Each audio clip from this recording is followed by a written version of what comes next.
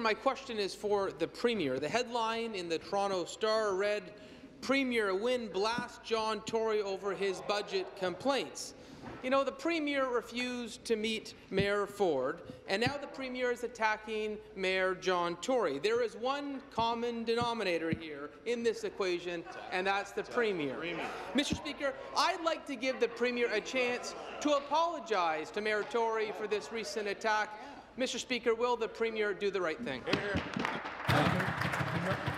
Well, thank you very much, Mr. Speaker. I have a very strong working relationship with John Tory. We have a long-standing relationship, Mr. Speaker. One born in conflict, but forged in those days of conflict into a very strong bond. We have a very collegial and collaborative style. Mr. Speaker, the reality is that there's a disagreement at this moment, and I understand that there will be disagreements from time to time, but my modus operandi, Mr. Speaker, is to keep talking, to make sure that we find a way through the challenges and that we get to a good place, because, Mr. Speaker, the people of this province and the people of this city and every municipality in Ontario want all levels of government working together, Mr. Speaker. They know that that's how problems get solved, and that's how government and communities are strong, Mr. Speaker. Supplementary. Mr. Speaker, again to the Premier. You know, the Premier is talking about her great relationship at Toronto City Hall. Well, the Premier said, I quote, "There are statements being made out of City Hall that are simply not true." She implied that she wasn't having, I quote, "a fact-based debate and conversation with Mayor John Tory and Toronto City Council." The Premier is trying to imply that Mayor John Tory and his City Council are not telling the truth to the people of Ontario. She might as well be saying, liar, liar, pants on fire, the way she's cascading this City Hall. This is not a constructive relationship. The way the Premier is attacking Toronto City. Stop the clock.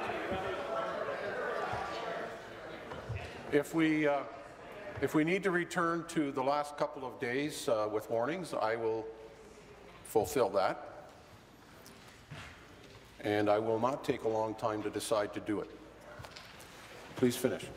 Mr. Speaker, this attack on the Mayor and Toronto City Hall is not acceptable for a proper working relationship. So, Mr. Speaker, let's give the Premier one more chance. Question. Will you apologize to the Mayor of Toronto and Toronto City Hall?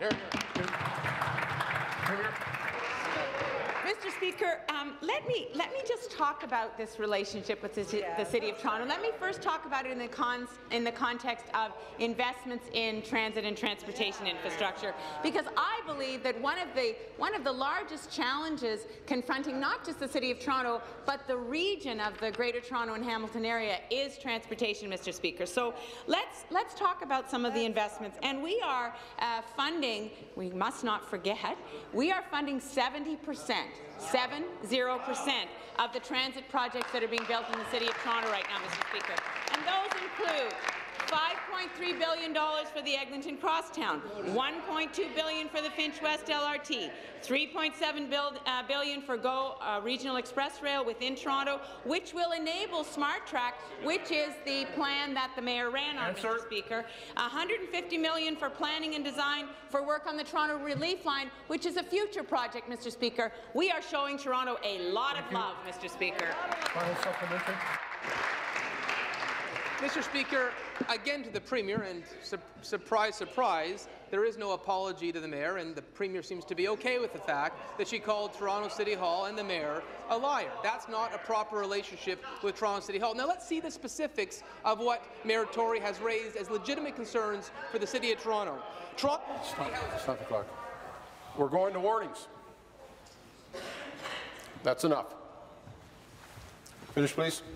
Toronto Community Housing has an ambitious 10-year, $2.6 billion capital plan.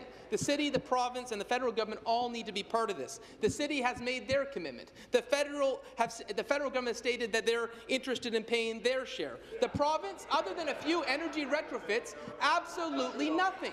Mayor Tory is right to be upset. Toronto City Hall is right to be upset that this government is absent from the conversation. So, Mr. Speaker, one more opportunity to the Premier. Will you support the City of Toronto? Will you apologize to the Mayor of Toronto? Will you do the right thing for the people of Toronto? Thank you. Be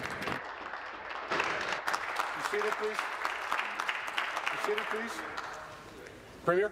Mr. Speaker, will we support the City of Toronto? Yes, absolutely, and we are. Let me talk about housing, Mr. Speaker. The member from Stormont is warned, and the Minister of Community Safety is warned.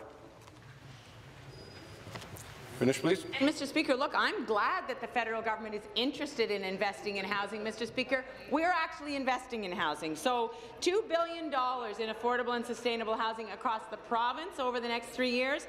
And on Toronto specifically, Mr. Speaker, $130 million for social housing repair, $340 million for homelessness prevention, $130 million for affordable housing, Mr. Speaker, and a specific request by the Mayor of Toronto, provincial land worth up to $100 million to build 2,000 new affordable renting housing units in the city. Mr. Speaker, we are there, we are investing, and we are working with the city and with the federal government because we need all players at the table, but we're already there, Mr. Speaker. Thank you.